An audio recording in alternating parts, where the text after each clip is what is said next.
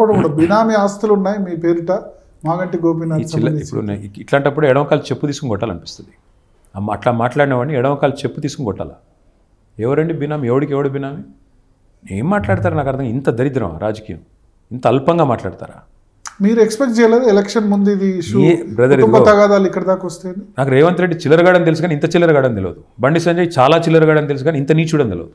అంతకంటే ఏం చెప్పాలి నేను నీకు? అంటే రాజకీయాల్లో దమ్ముంటే నీ బీజేపీ ప్రభుత్వం ఏం చేసిందో, ఏం పీకిందో 11 ఏళ్లలో తెలంగాణకి చెప్పి ఓటు అడుగు. అది గొప్పతనం. అంటే ప్రతిసారి దిక్కుమాలి నోరేసుకొని మాట్లాడడం, ఎంతసేపు హిందువులు ముస్లింలను చిల్లర మాటలు మాట్లాడడం, అది ఒక ఆయనకు అలవాటు. ఇంకొక ఆయనకేమో 2 ఏళ్ళు పీకిందేం లేదు కాబట్టి పాపం ఆయన కింద మీద పడి ఇట్లాంటి అడ్డమైన డ్రామాలు చేసి 4 ఓట్లు దొబ్బుదామని చిల్లర ప్రయత్నం చేస్తున్నాడు. గూండాలను పెట్టి బెదిరించడం, చివరి కుటుంబంలో చీలికలు పెట్టడం, కుటుంబ సభ్యులతో ఆరోపణలు చేయించడం, ఇదే రాజకీయం. అడుగు ఓటు, తెలంగాణ ప్రజలను అడుక్కో.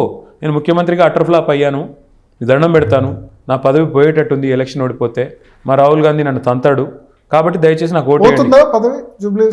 మా భయమే కదా, లేకపోతే ఎందుకు తిరుగుతున్నాడు కాలికి బల్పం కట్టుకొని? మీరు చెప్పండి, ఎప్పుడన్నా ఒక ముఖ్యమంత్రి భారతదేశ చరిత్రలో ఒక ఉప ఎన్నికలో 8 రోజులు ప్రచారం చేసిన ముఖ్యమంత్రి ఎవడన్నా ఉన్నాడా ఈ దేశంలో? ఒక్కడిని చూపెట్టండి. ఒక అసెంబ్లీ సీటు. అంటే మీ లక్ష్యం కూడా రేవంత్ రెడ్డి కాకుండా ఎవరు ముఖ్యమంత్రి అయినా పర్లేదు. రేవంత్ రెడ్డి గారు 5 ఏళ్ళు ఉంటేనే కాంగ్రెస్ 15 ఏళ్ళు ఈ రాష్ట్రంలో చచ్చిపోతుంది. మాకు అది కావాలి. 5 ఏళ్ళు ముఖ్యమంత్రి ఉంటే ఆయన 5 ఏళ్ళు ఉంటే, ఇప్పుడు 2 ఏళ్ళకే ఈ పరిస్థితి వచ్చింది. లిటరలీ ఓటుకు 5,000 పంచాల్సిన పరిస్థితి వచ్చింది రేవంత్ రెడ్డికి. అంటే వేరే వాళ్ళు ఉంటే ఈ పరిస్థితి రాకపోనా కాంగ్రెస్ ముఖ్యమంత్రి? నేను 1000% చెప్తున్నా బ్రదర్, ఇది కాంగ్రెస్ కాదు. ఫస్ట్ ఆఫ్ ఆల్ ఇది ఒక విచిత్రమైన హైబ్రిడ్ మిక్స్.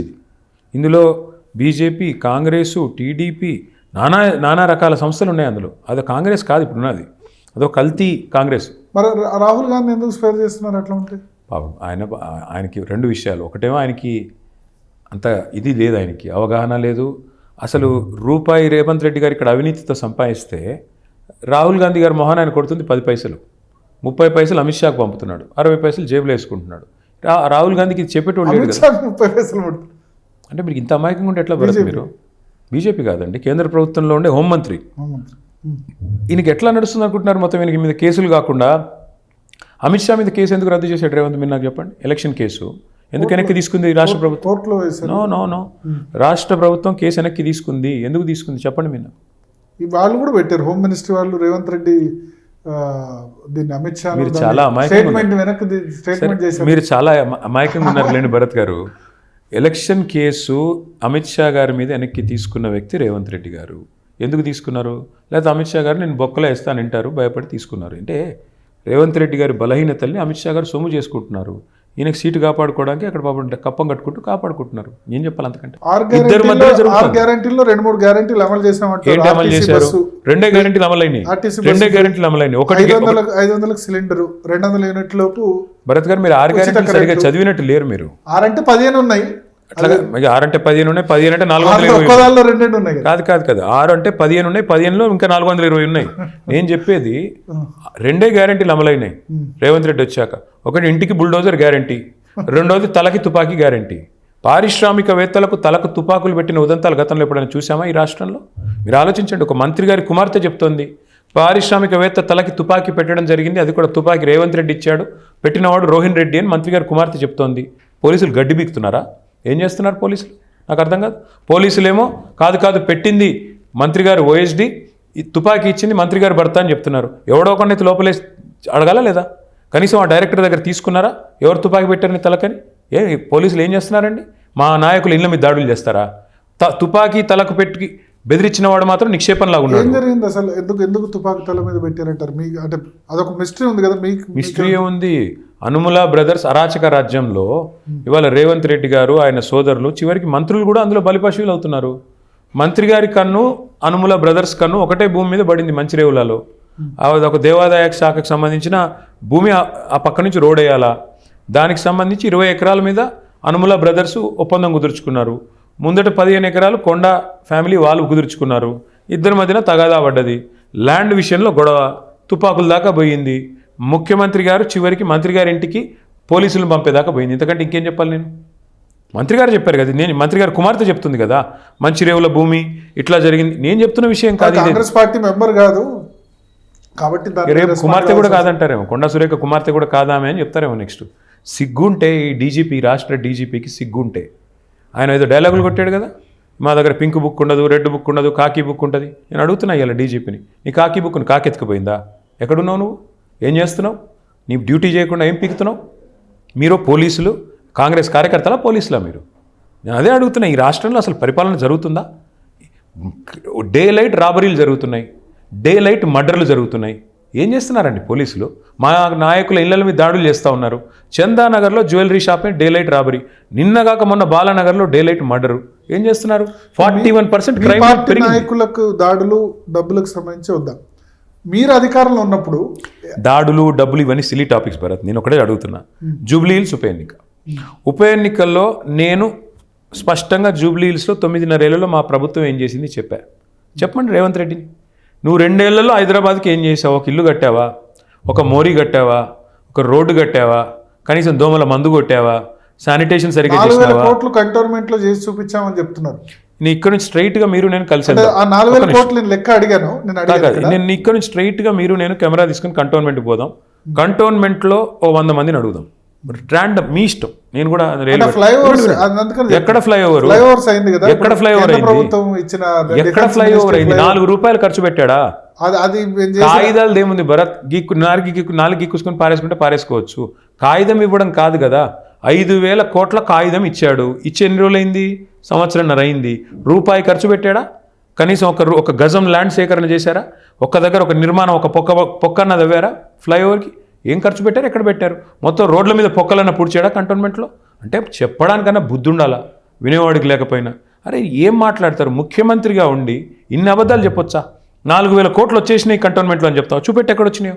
అంటే ఇది ఎట్లా ఉందంటే అహానా పెళ్ళంట సినిమాలో కోడిని కట్టేస్తాడు ఇట్లా ముందర కట్టేసి పచ్చడి మెతుకులు పెట్టి తిను. చికెన్ బిర్యానీ పెండింగ్ లో ఉన్న బోయిన్పల్లి, ప్యారడైజ్, ఈ ఫ్లైఓవర్స్ అన్ని షామీర్పేట వరకు అది పెద్ద వరవే కదా. మేము తీసుకొచ్చాం, ఇన్ని సంవత్సరాలే పాసిబుల్ కాలేదు. ఎక్కడ తీసుకొచ్చారు స్వామి? 10 ఏళ్ళ మా ఎఫర్ట్. నువ్వు వచ్చినా కాయిదాలు వచ్చినాయి. ఇది ఎట్లుందంటే Bharat, same to same.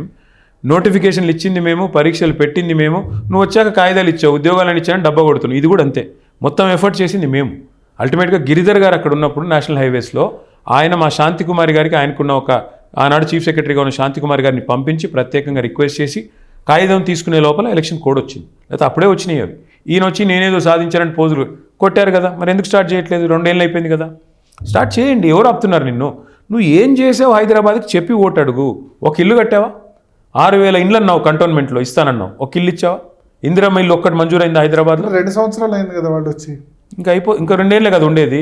Last year ఎట్లా ఎలక్షన్ కదా. 10 సంవత్సరాల నుండి 1,00,000 ఇండ్లు కట్టాం. 1,00,000 వస్తే ఇవాళ ఆ 1,00,000 కూడా ఏం చేస్తున్నాడు రేవంత్ రెడ్డి? చివరికి మొత్తం కూలగొట్టి మూసీలో ఉన్న వాళ్ళందరినీ ఎత్తవతలు పాడేసి తీసుకెళ్లి మేము కట్టిన డబుల్ బెడ్రూమ్ ఇల్లు ఇస్తున్నాడు. కేసీఆర్ ప్రభుత్వం కట్టింది 1,00,000 డబుల్ బెడ్రూమ్లు, 42 ఫ్లైఓవర్లు, 100 పైచిలకు లింక్ రోడ్లు. చెప్పమంటే మొత్తం చెప్తాను, లిస్ట్ మొత్తం ఇమ్మంటే ఇస్తాను మీకు. నువ్వు కట్టింది 2 ఏళ్లలో చూపెట్టు. 40% టైం అయిపోయింది కదా నీకు ప్రజలు ఇచ్చింది. 40% టైంలో 4 పైసల పని చేయలేదు. మిగిల్చిపోయినారు, అప్పుల రాష్ట్రం చేశారు. మొత్తం కాంట్రాక్టర్లు, తర్వాత ఫీజు రియంబర్స్మెంట్ బకాయిలు, ఆరోగ్యశ్రీ బకాయిలు అన్నీ మీరు మిగిల్చిపోయినారు. చిప్ప చేతికి ఇచ్చిపోయినారు. మా ఈవెంట్లో అన్నారు, మా తెలుగు పోలీస్ అవార్డు ఈవెంట్లో బ్యాంకుల వాళ్ళు ఇబ్బంది పెడుతున్నారు, కోసుకున్నా సరే రూపాయి లేని విధంగా ఉంది అని వాస్తవ సిచ్యువేషన్ వివరించే ప్రయత్నం చేశారు. వాస్తవం ఒప్పుకున్నారా భరత్? నీకు అప్పు లేదా? వ్యక్తిగతంగా అప్పు ఉందా? లేదా? ఉంది కదా. అప్పు లేని మనిషి రాష్ట్రంలో కాదు, దేశంలో కాదు, ప్రపంచంలో ఎవడు ఉండడు. అప్పున్న భరత్, మీరు మీ కుటుంబాన్ని కాపాడే క్రమంలో కుటుంబ పెద్దగా మీరు ఏం చేస్తారు? గుంబనంగా వ్యవహారం చేస్తారు. అప్పు ఉందా అని అడిగితేనే సంకోచించావు చెప్పుకోవడానికి. ఒక సెకండ్ ఆగావు ఉందా లేదని చెప్పడానికి. అంటే కుటుంబ పెద్ద అనేవాడి బాధ్యత ఏంటి అంటే కుటుంబ లోగుట్టుని కడుపులో పెట్టుకుని నడుపుతారు. మేము ప్రభుత్వంలోకి వచ్చినాడు మాకు 82,000 కోట్ల అప్పు ఇచ్చిపోయింది కాంగ్రెస్ ప్రభుత్వం. కానీ ఎప్పుడైనా కేసీఆర్ గారు నాకు 82,000 కోట్ల అప్పు ఉంది, నేను ఎట్లా నడపాలని దివాలా 60 ఏళ్ళు కాదు 90 ఏళ్ళు కానీ ఎందేళ్ళైనది కాదు పాయింట్. మేము వచ్చినాడు ఉన్న అప్పు ఎంత? 80,000 కోట్లు. మేము వచ్చినాక 9.5 ఏళ్ళలో చేసిన అప్పు ఎంత?